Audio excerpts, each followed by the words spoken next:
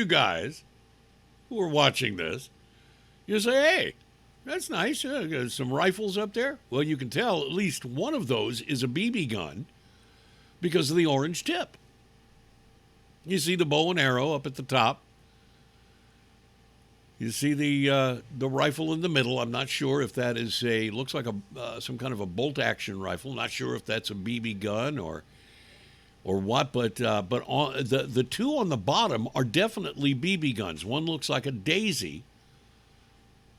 The other is an airsoft BB gun with the orange tip on it. Now, if you saw that, what would your reaction be? If you saw that picture right there, what's your reaction? I know. You're thinking, hey, man, get some real guns up there. Well, what if I were to tell you that picture that you just saw there is from an 8th grader's bedroom? Or, I'm sorry, no, you take that back. 5th grader in Baltimore County, Maryland.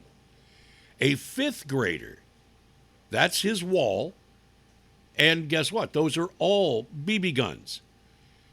On the wall, hanging behind that student when he was on a video call with his teacher, doing that in-home schooling or whatever they're calling it, the remote schooling or whatever. And in the background, she sees the teacher. I don't know if it was a man or a woman, to be honest with you. I assume that it's a woman, and you'll know why when I tell you this. A Baltimore County, Maryland 5th grader got a visit, this is from PJ Media, got a visit from the police after his teacher called the county sheriff, the Baltimore County sheriffs, to report she saw guns hanging on the wall behind her student during a video call with this student, with this 5th grade student. The boy's mother, Courtney Lancaster Spree, who, by the way, his mom is a Navy veteran, is warning other parents about a lack of privacy during these virtual classes after her son was targeted by his teacher, who saw what she thought were scary-looking guns hanging on the wall of the boy's bedroom. Now, the mom is quoted as saying, while my son was on a Zoom call, a concerned parent and subsequently 2 teachers saw his prominently displayed and stowed and mounted Red Ryder BB gun and one other BB gun in the background. Spree wrote on Facebook, quote, he was not holding them and never intentionally showed them on the video. In fact, he was oblivious that they could even be seen in the background after the teacher reported the gun to the principal, Jason Feeler. Jason Feeler. Hey, Mr. Feeler. Why do they call you Mr. Feeler? Jason Feeler, the principal, said, we've got to call the police. We have to report those guns, and we have to demand that home be raided and searched by police. The principal and the teacher cited a rule stating that students cannot get, are you ready for this one, folks? Are you ready for the rule that the 5th grader was in violation of? That they felt justified in calling the police over this in the background. What rule do you think? Anybody? Let's enlarge that picture so you can see it even better. Can we do it? Yes, we can. There we go. Let's enlarge that picture. Nice and big there. Look at all those scary guns. Oh, scary guns. And, of course, the bow and arrows up above. But the scary guns. Oh, my God, those guns are so scary. I'm scared to death just looking at those guns. My God, a child, a 5th grader, has those guns in his bedroom. Oh, my God, look at those guns. Oh, what rule? What school rule do you think was broken, that the teacher and the principal felt justified in calling the police to have the boy investigated, to have the boy, hopefully, they thought, arrested.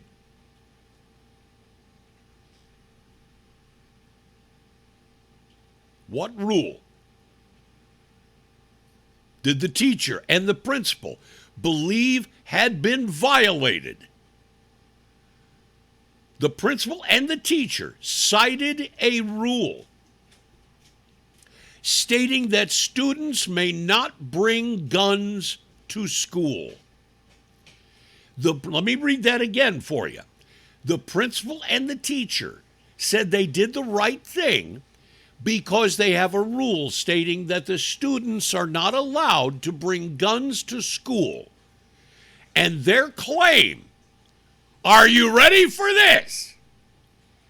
They claimed that the Zoom call, that the virtual class was an extension of the school. Therefore, the boy was in violation of state law that you cannot bring a gun to school.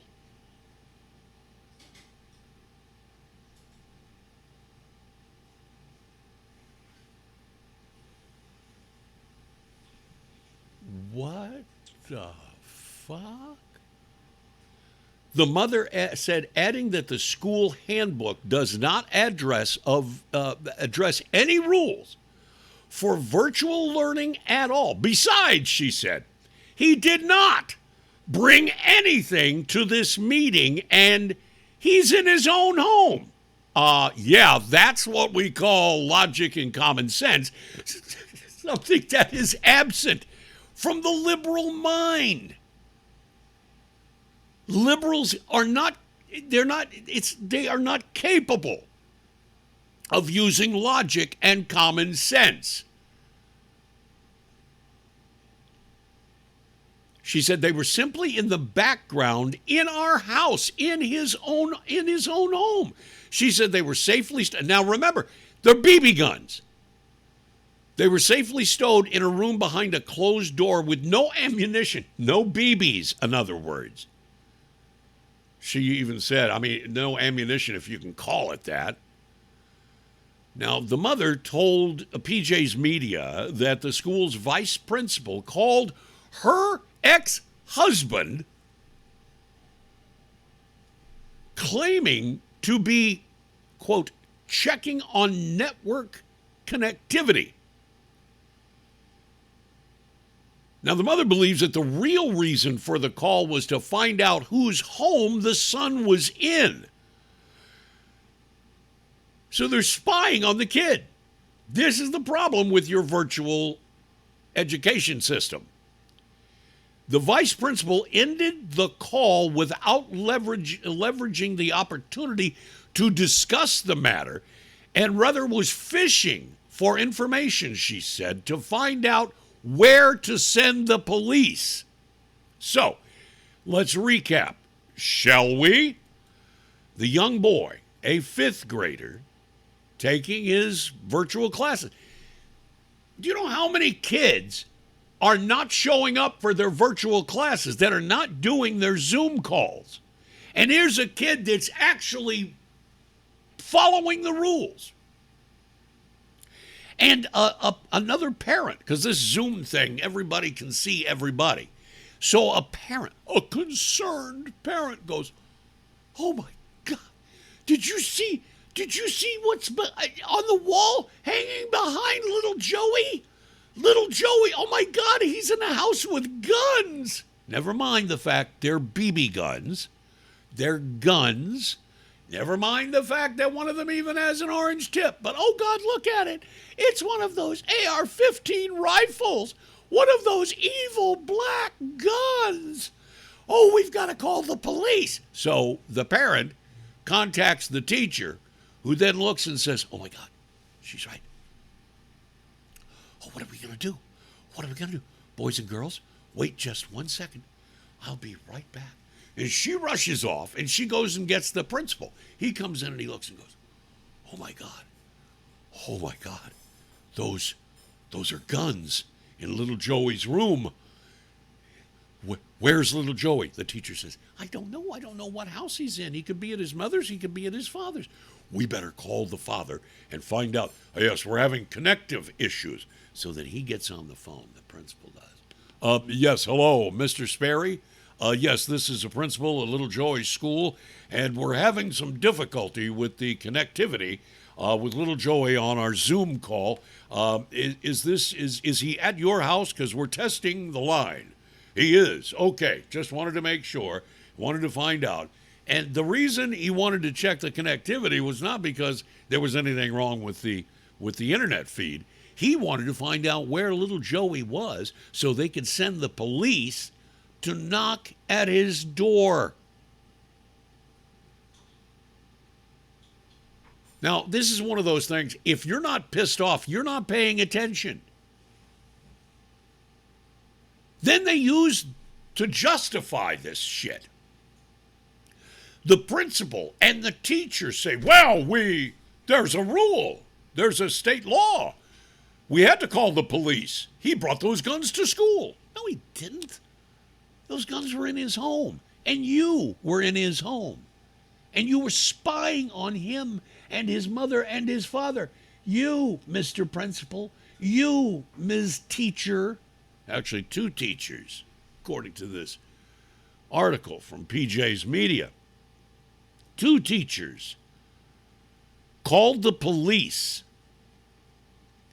The mother told PJ Media that the school's vice principal called her ex-husband, claiming to be checking on network connectivity. She believes the real reason for the call was to find out whose home her son was in. The vice principal ended the call without leveraging the opportunity to discuss the matter and rather was fishing for information to find out where to send the police. Now, this 11-year-old in question, he's a real troublemaker. He's a real trouble. You know why? He's a Boy Scout. As a matter of fact, the boy is pursuing the rank of Eagle Scout in his scout troop. And is an outdoor enthusiast.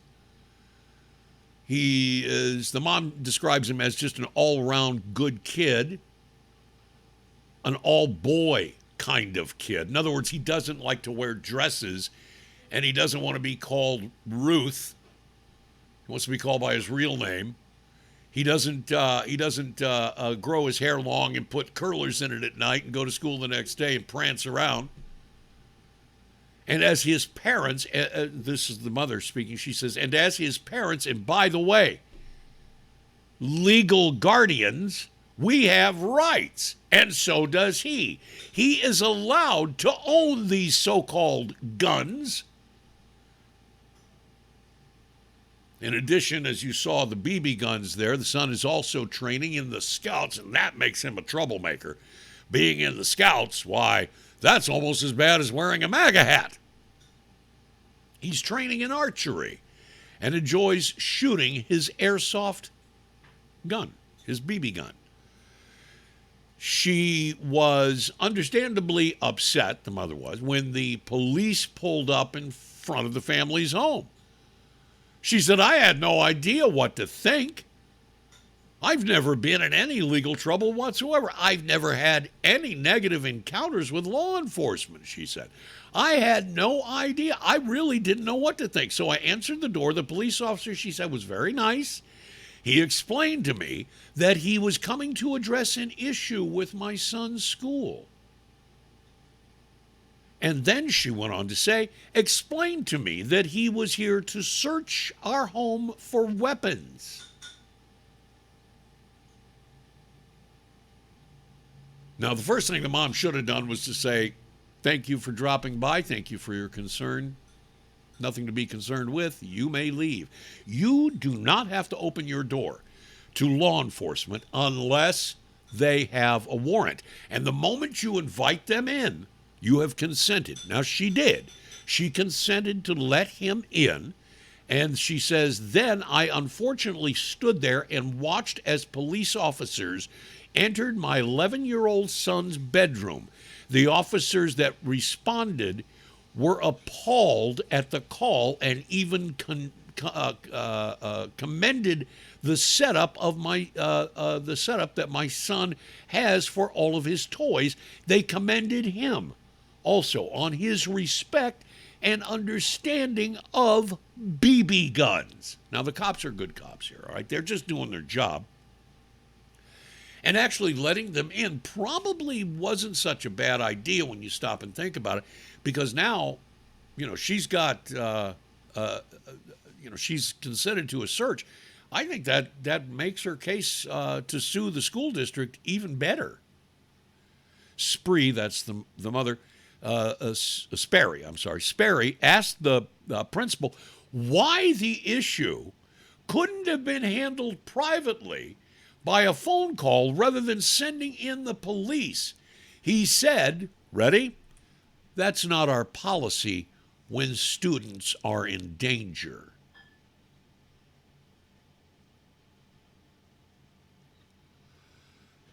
The guns, he didn't bring the guns to school. But the principal says, no, that doesn't matter. Because he's on a virtual call, he's on a Zoom meeting with our teacher. Therefore, he is not at home, he's at school. Ms. Sperry went on to say that the officers were more than nice, and though they did not have a warrant, I have always been taught not to, comply, but I had nothing to hide, so I allowed them to come in and look around. Don't forget, if they come to your door, law enforcement, and they do not have a search warrant, that doesn't mean they're not going to come back with one, but you do not have to allow them in. She said, I felt violated, though, as a parent for my child who's standing there with police officers in his room just to see the fear in her son's face. What she should have done, folks, is refuse, like I said, to allow the police in her home without a search warrant. Neither she nor her son had done anything wrong, but the police invaded her home. Make no mistake about it, this was uncalled for. And although they were polite, I'm sorry, that doesn't matter. You don't invade a person's home and poke around in their house for 20 or 30 minutes and start questioning an 11-year-old child over nothing. Regardless of whether there's any wrongdoing, okay? You don't allow the police in your home without a search warrant. Never, under any circumstances. I understand that she felt like she hadn't done anything wrong, so come on in. You can look around, but it's not a good precedent to take. I'm not chiding Mrs. Sperry. I'm not chiding her, but she shouldn't have. The overreaction, though, by this nosy-ass teacher, the spying done on her son and her ex-husband, the spying by the principal and the teacher is unforgivable. And according to Sperry, the teacher took a screenshot of the boy's bedroom, which, when you stop and think about it, is incredibly creepy and a violation of that boy's privacy. It is a violation of the family's privacy. When the mother demanded to see the screenshot that was taken by the creepy-ass teacher, she was told that she would not be allowed to see the screenshot because it wasn't a part of his official school record. Well, wait a fucking minute. If it's not a part of his record, then how is it any of your fucking business, Ms. Spying Teacher, Ms. Busybody, to go calling the police to invade that family's home? I'm telling you, this lady has a lawsuit. She might even have a lawsuit against the police. But that's not important. The lawsuit against that school. And if this doesn't piss you off as a parent, if this doesn't piss you off as a gun owner, now stop and think about it for a second. Why do these teachers keep insisting, even though there's only a 2.7% chance that anybody under the age of 45 years can catch the coronavirus, let alone the children in the schools? Why are they so insistent on this virtual teaching thing? This right here should be a big example to you. It allows these teachers and these principals and these busybodies to spy on your kids. It's scary. When you think about this, when you think about what they've done, who's on those calls? Those Zoom meetings, those Zoom calls. Who's watching? Who's spying on your children? Who's viewing this stuff? Who's watching and subsequently taking notes and making screenshots of your home against your will? Screenshots that can be sent to anybody, anytime, anywhere. For what purpose?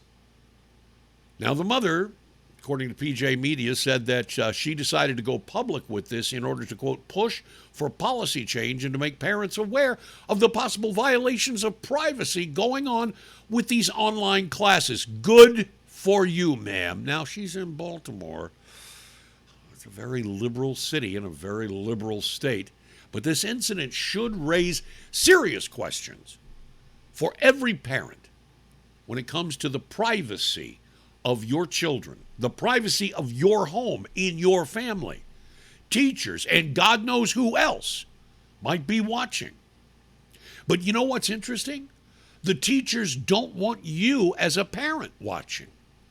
The teachers will go to great lengths to see to it that the children are in private when they're conducting these classes.